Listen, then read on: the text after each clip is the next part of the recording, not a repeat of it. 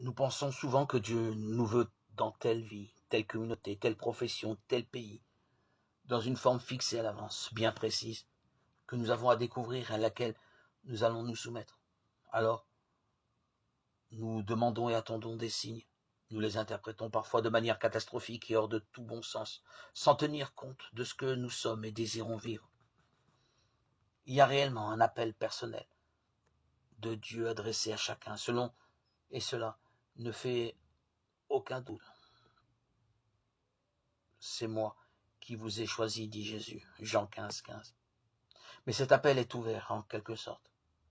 C'est la réponse de chacun qui va être tout à fait spécifique, personnelle, unique, inventée et non fixée à l'avance, de toute éternité. La réponse que nous allons donner à Dieu n'est inscrite nulle part, ni dans le livre de vie, ni même dans le cœur de Dieu, sinon comme une attente et une espérance.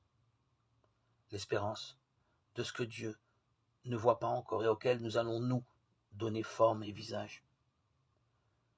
La volonté de Dieu n'est pas d'abord que tu choisisses ceci ou cela, c'est que tu choisisses toi-même au terme d'une réflexion loyale, libérée de l'égoïsme comme de la peur, la manière la plus féconde, la plus heureuse de réaliser ta vie, compte tenu de ce que tu es, de ton passé, de ton histoire, des rencontres que tu as faites.